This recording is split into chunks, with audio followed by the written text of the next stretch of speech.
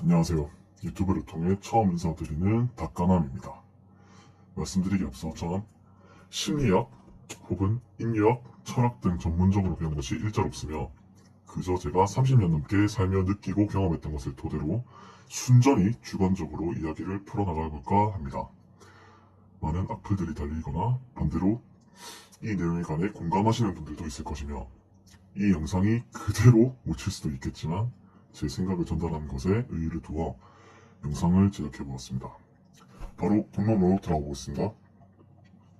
자, 한국인의 문제점 첫 번째, 모방인간. 독창적이지 못해 남들을 따라만 하는 인생.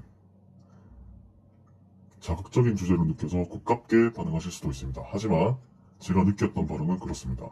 그 근거로 몇 년 전부터 유행하던 혹은 더 예전부터 개그 소재로 전해져오던 스케치 코미디. 이 스케치 코미디가 사람들의 많은 공감을 이끌어내고 있죠. 예로 쇼박스 등이 있겠죠. 사람들이 사는 곳이 다 다르고 같이 지내는 인간관계가 다름에도 불구하고 모두 똑같은 행동을 하며 살아왔다는 것이 어느 정도 입증이 되는 것이죠. 여기서 문제는 사람들이 여기에 대해 그저 깔깔웃고 넘어갈 뿐 문제의식을 전혀 느끼지 못한다는 것입니다. 어찌도 이리 모든 사람들이 똑같은 행동을 하며 살고 있느냐에 대한 문제 말입니다. 뉴스 영상이나 각 주제에 대한 댓글에 반응마저도 늘 똑같은 댓글만 달리고 있는 것이 정말 의문이 듭니다. 예를 들어 30대 여성과 결혼한 남자의 최후 이런 영상이 있다면 늘 토시 하나 안 틀리고 국제결혼이 답이다. 이런 댓글들이 단골 멘트들처럼 달리죠. 혹은 뭐 군대에서 사건 사고가 일어나면 군대는 가능한 피하는 것이 답. 뭐 이런 댓글이나 또는 욕을 심하게 하는 어떤 사람을 보면 말투는 그 사람의 얼굴이라던데 점점점 와 같은 댓글들이 달릴 것이란 것을 영상을 안 보고도 추측할 수 있게 되었단 말입니다. 이 댓글이 일리 있는 말이며 재밌고 뭔가 깨어있는 것처럼 보인다는 것은 사실입니다. 하지만 누군가가 이미 수만 번 이상 썼던 그 댓글을 굳이 또 똑같이 작성하는 앵무새들이 너무 많다 이 말입니다. 그러한 앵무새 댓글들이 수도 없이 많으니 전 어느 순간 댓글을 잘 보지 않게 되더라고요. 어떤 재밌는 비유를 사용한 댓글이 달리면 그걸 그대로 토시 하나 안 틀리고 베껴서 사용하는 사람이 제 경험상 한 95% 이상에 육박하는 것이 의문입니다. 왜 그런 건가요?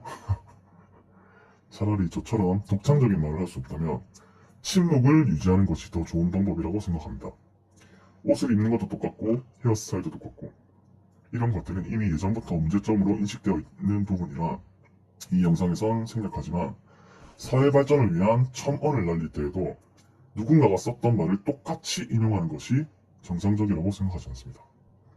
자, 그리고 한국인의 문제점 두 번째.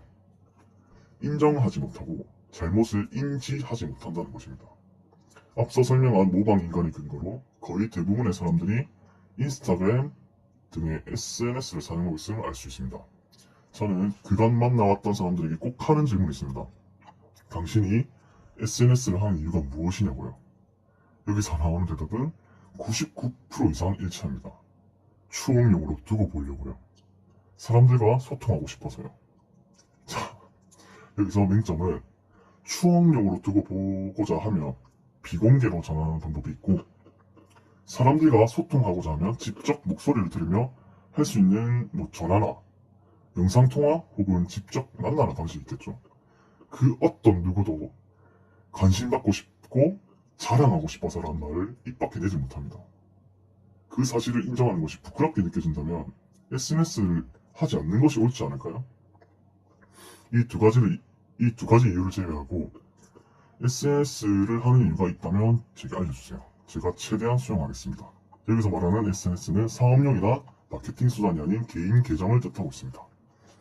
앞서 말한 99%를 제외한 1%는 제 친한 후배였는데 SNS를 하는 이유가 뭐냐고 물으니까 남들에게 관심을 받고 인정받기 위함이라고 인정하더라고요. 그 친구는 이미 인정을 한다는 것에서 1%의 인간이 되어버린 것이죠. 제 기준에서. 그리고 또 이것도 비슷한 예로 헬스복을 지급하는 헬스장에서 굳이 사복을 챙겨 입고 운동을 하시는 분들이 계십니다. 이분들에게도 제가 왜 굳이 사복을 챙겨와서 입으시나요? 질문을 던지면 또 다 하나같이 같은 대답입니다. 아, 근육을 잡아줘서 운동 효과가 더 뛰어나요. 이 대답을 하거든요. 그냥 개소리입니다. 제가 이 대답을 최대한 수용하기 위해서 국내 학위 논문과 학술지에서 기능성 운동복이 운동 효과에 미치는 영향을 찾아봤는데 단 한 건도 찾을 수가 없었어요. 그렇죠. 여기서도 인정하지 못하는 한국 사람들의 특징이 드러나죠. 헬스복보다 사복 운동복이 더 예쁘고 멋있으니 돋보일 수 있잖아 라고 인정하는 사람이 단 한 명도 없단 말이죠. 혹시나 헬스복을 제공해주는 헬스장에서 굳이 사복 운동복을 입는 다른 이유가 있다면 알려주시길 바랍니다. 그리고 본인 행동의 객관화가 잘 되지 않아 발생하는 문제가 바로 잘못함을 인지 못한다는 것이 있는데요. 이것도 예를 드는 편이 가장 빠를 것 같습니다. 교통체증이 심해 차가 꽉 막힌 상황에서 늘 나오는 단골 멘트가 있죠. 아, 오늘 왜 이리 차가 막히노? 짜증나게. 제가 사투리를 말했지만 이것도 어느 지역에서나 나오는 멘트입니다. 자, 여기서 문제점 혹시 찾으셨나요? 차가 막히는 이유 중 하나가 당신 때문이란 것을 알고 있었나요? 이 교통체증에 당신도 이미 일조하고 있다는 사실을 알고 계셨냐 이 말입니다. 대부분의 사람들이 이 부분을 몰라요. 왜 모를 수가 있죠? 이 상황에서 짜증낼 수 있는 권리가 당신에게 없다는 것을요. 비슷한 예로 지난 연휴 때 인천공항에 여행객들이 많이 몰려서 탑승이 늦어진 경우가 있었죠. 그때 나온 뉴스에 어떤 인터뷰한 여행객의 말을 들어보면 사람들이 집에나 있지 연휴에 뭐 한다고 이렇게들 놀러 가려고 난리냐 딴 식의 뉘앙스로 인터뷰를 한 것이 있습니다. 저 인터뷰를 한 사람도 본인이 인천공항을 혼잡하게 만드는데 일조한 것을 전혀 인지 못하고 있죠. 이런 점들이 한국인들이 고쳐야 할 문제라고 생각합니다. 제가 생각하는 문제점은 이 외에도 여러 가지가 더 있지만 일단 이번 영상에서는 이 정도만 다뤄볼 것이고 피드백은 언제나 환영입니다. 긴 이야기 들어주셔서 감사합니다. 아, 그리고 여기서도 모방 인간들의 댓글들을 예상하자면 사는 게 힘드니까 모든 것이 비관적으로 보이는 듯? 모든 사람들이 다 똑같은 줄 아나? 뭐 이 정도 예상하고요. 혹은 뭐 그냥 묻히겠죠. 아무튼 감사합니다.